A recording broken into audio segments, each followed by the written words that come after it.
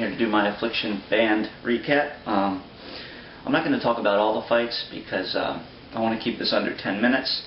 And after I talk about the fights, I want to talk a little bit about the event in general. So I'll get right into it. First fight, Renato Babalu Sobral versus Mike Whitehead. Kind of a back and forth fight, but it was definitely Babalu's. Babalu was, first round Babalu was landing the cleaner kicks. Mike Whitehead was dominating with the leather.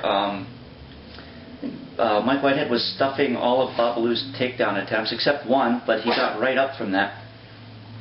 And then second and third rounds, Whitehead got two takedowns, did nothing with them. I mean, Babalu was busier from the bottom, and that's something that, that's something that really I think should change. Is if you get a takedown, you score points with it. But I mean, what happens if you get a takedown and the other guy is busier? I don't like that. Where it's like what we saw with Chuck Liddell, Vanderlei Silva. Chuck Liddell takes him down for what? Only to score points. He didn't do anything. He just got right back up. And so it should be looked at. It should be. I really think it should be that should be something that's looked at in judging, is not only getting the takedown, but what you do with the takedown once you're there. If you do nothing with it, what's the point in counting it at all? It just shows that you're only worried about winning by points, and I don't like that. But hey, that's just my opinion.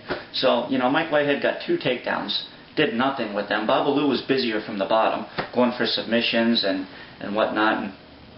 But at some point, Babalu started landing the better of the strikes. Just looked better altogether. Was landing some great kicks, and pulled out a unanimous decision. Okay, next fight up, Matt Lindland versus Fabio Nagel. Again, another fight was kind of back and forth. Lindland was definitely more dominant on the ground. Fabio, for the most part, was more dominant on the feet.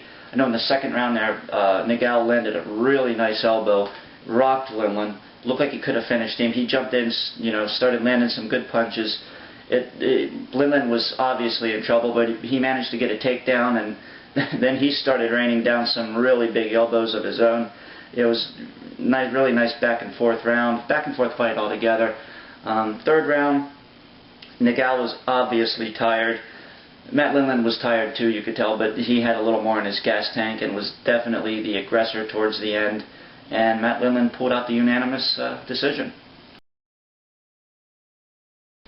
Okay, next fight, Ben Rothwell versus Andrei Arlovski, and I just got to say one thing. Arlovski is back. That was an impressive performance by Arlovski. Came out first round, got the takedown, went for a leg lock, transitioned into a heel hook. Rothwell slipped out. Back to their feet. Arlovski was landing some really nice punches. And at the end of the round, Rothwell landed a really nice, I think it was a left hook right at the end of the round.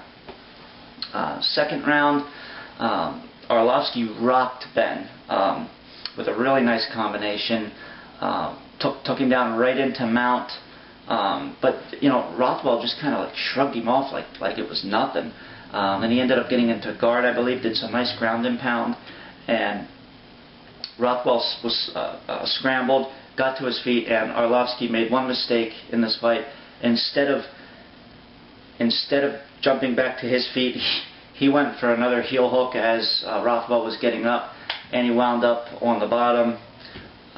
Rothwell was in his guard, but Rothwell didn't do anything. The most Rothwell did while he was on top was just bleed all over him. And in the end of the second round, Arlovski looked like he was going to finish it. I mean, Rothwell was literally saved by the bell because Arlovski was landing some huge punches, landed a huge knee, and I don't know what was keeping Rothwell up at this point because, I mean, his lights were going out. I mean, he was getting rocked hard, but he was saved by the bell. What was funny was when Rothwell went back to his corner, they told him that Arlovski has nothing left, which I thought was really funny. But third round, they came out. Arlovsky just picked up right where he left off. Rocked Ben with, I think, a left uppercut and a left hook. I think a left hook to the temple was what put him down, and he didn't even have to do much ground and pound. Referee stepped right in and stopped it. Arlovsky, knockout. It was very, very impressive, and it's nice to see Arlovsky with his game together again, looking like the Arlovsky we remember from a couple of years ago. It was a very, very impressive performance, and I'm really looking forward to seeing him again. Okay, next fight of the night, Josh Barnett versus Pedro Hizo. And this was a really good fight, For old school fans who remember UFC 30, this fight definitely lived up to the expectations you probably had for it. Barnett came out first round, was really working his front leg kick. Every time he went for a takedown, Pedro Hizo would kind of circle out, leaving him in a sort of vulnerable position. But he did a really good job of scrambling right back into a more comfortable position. But second round, Barnett came out, just rocked Hizo with this looping left hook, and Hizo was like out before he hit the canvas, and Barnett just jumped on top and didn't even have to pound him out. The referee just jumped right in and stopped it. So yeah, he definitely avenged that KO loss with an impressive knockout of his own. So props to Barnett. Great victory. But what I thought was funny was after the fight, Barnett was like cutting a professional wrestling promo. He does the professional wrestling in Japan, and he was like cutting a professional wrestling promo after the fight, which I thought was really funny. I think it would be really funny to see a fight between him and Brock Lesnar. I mean, the fight itself wouldn't be that exciting at this point in Brock Lesnar's career. I don't think he stands a chance against Josh Barnett, but they could do a whole lead-up show, and the promos would be so funny. It'd be like professional wrestling promos. It would just be that would be a great event.